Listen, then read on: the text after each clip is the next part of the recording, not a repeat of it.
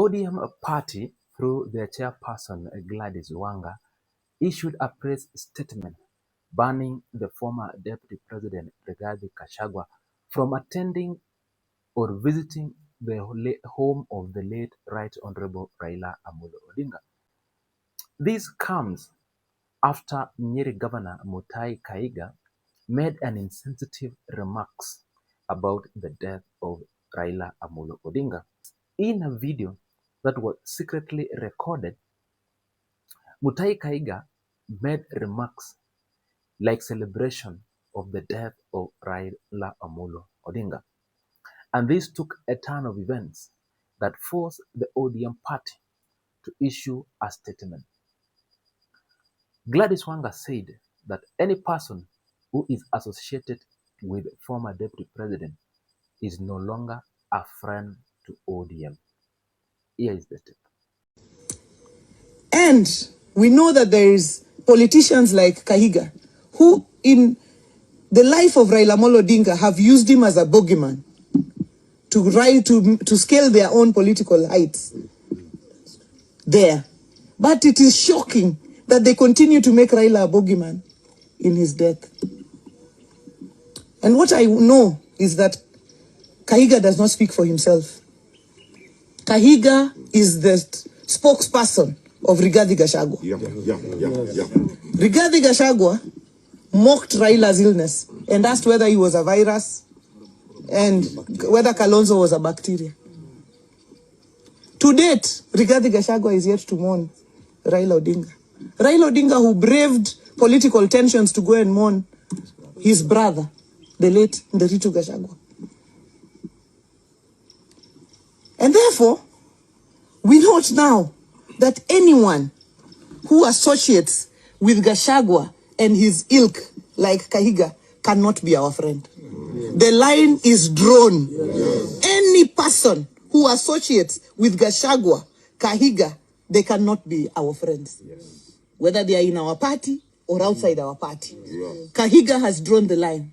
To mock, he has crossed the Rubicon. We have crossed that line now.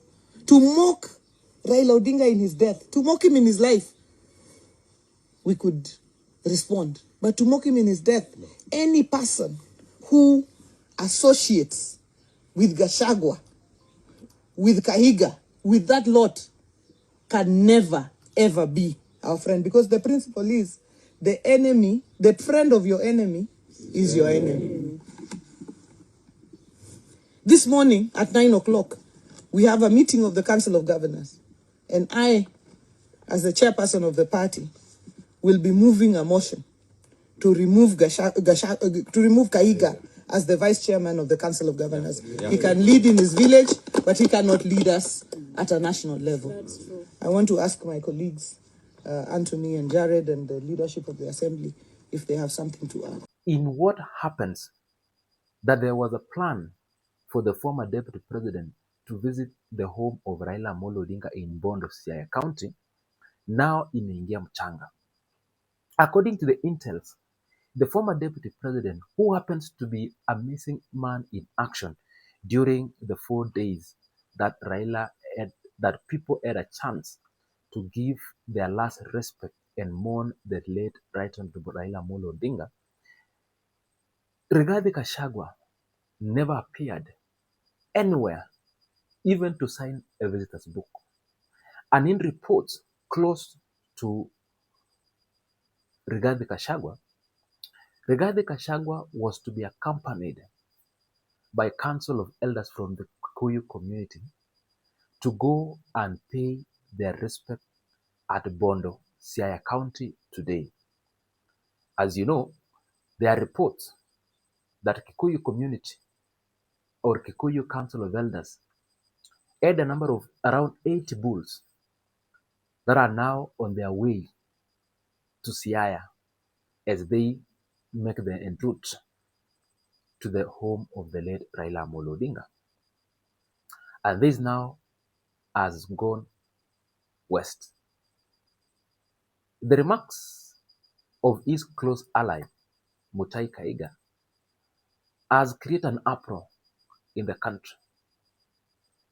that leaders from different factions of political divines have joined hands against what Gachagwa's ally, Mutahi Kahiga, said.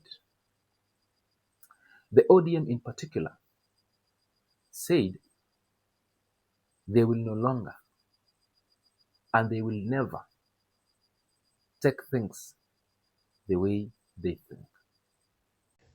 We heard yesterday that Gachagua and his team were supposed to pay homage to the home of Raila Odinga. We urge Gachagua, never, never, don't step in Bondo. Don't step in Bondo, as your statements are not very, very friendly to us as ODM. Early in the morning, Kahiga issued a statement seeking forgiveness from Kenyans. After Kahiga issued a statement and even resigned as the vice chair of the Council of Governors, in particular, he said the words or the message he conveyed to mourners during that time yesterday are his personal sentiments and should not be in any way associated with the Mount Kenya or the Kikuyu community. To take this moment to address issues that have emanated from a vernacular clip that is circulating in social media.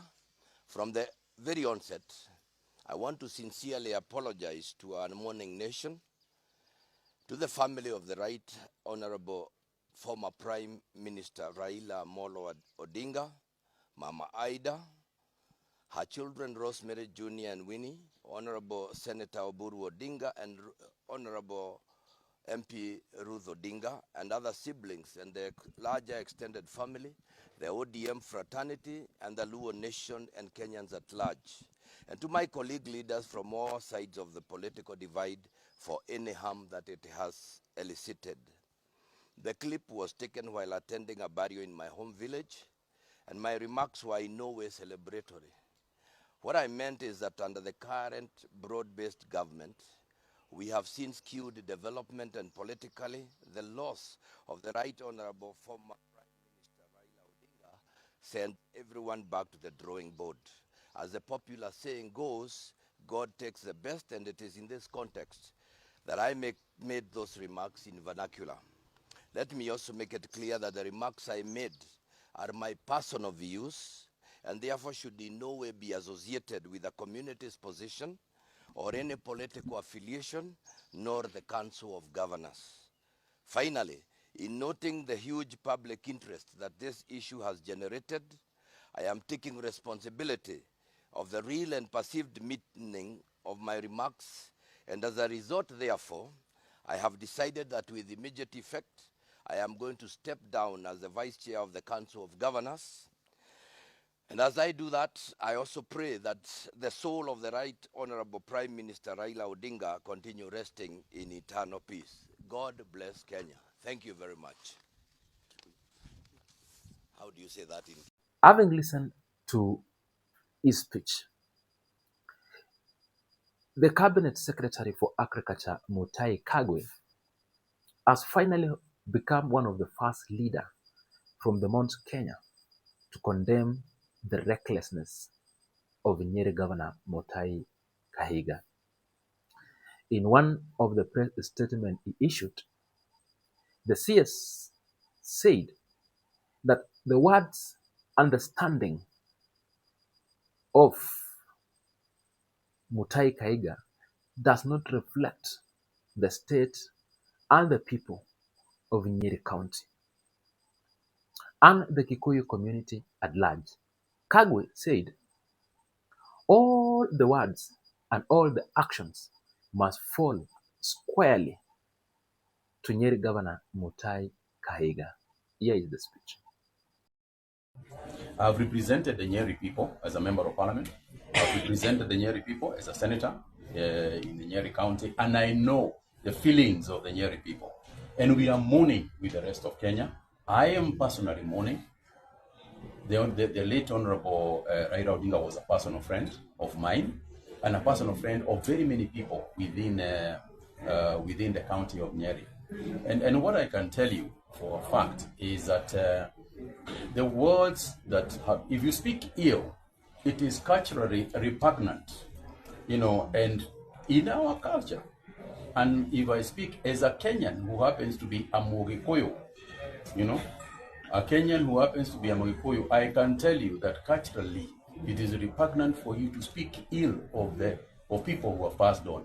And as a matter of fact, if you do so, there are certain rights that you need to undertake in order to avoid curses that may befall on you. So, when a person speaks on his own behalf, that has nothing to do with the rest of the community. The second thing to say is that as leaders, we must always be careful about what we say. And what we say is important. Politically, those kind of statements are retrogressive. And it is not in anybody's interest for you to make those kind of statements that can obviously bring divisive aspects, especially in times like this one. I think as a human being, it is insensitive. It's insensitive to make certain remarks that can hurt people, during a time when their feelings are very vulnerable, when their feelings, are emotive, and at any time, indeed at any time, it is always good for us as human beings to be sensitive to each other and how we feel. So morally is indefensible. Is indefensible how you can make remarks that within the community and within the realm of the human race we just don't do. As human beings, we sympathize with those kind of situations, and therefore, all I can say is that we are mourning with the rest of Kenyans, and we must never mistake people's insensitive individual remarks to represent anybody else except themselves. Thank you. The united opposition, led by Kalonzo Musyoka, Wiper Party leader, have eagerly and strongly condemned the words. The united opposition, led by Wiper Party leader Kalonzo Musyoka, have strongly condemned Mutahi Kahiga and have disassociated themselves with Mutahi Kahiga, saying that the united opposition is a movement which respects the contribution of former Prime Minister Right Honorable Raila Odinga, CGH. In a press statement issued,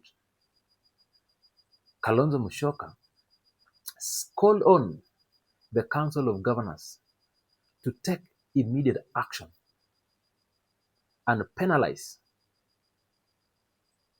Mutahi Kahiga. Kalonzo Musyoka further called on NCIC to summon Kahiga over tribal profiling and use of insensitive and harmful words against people who have died.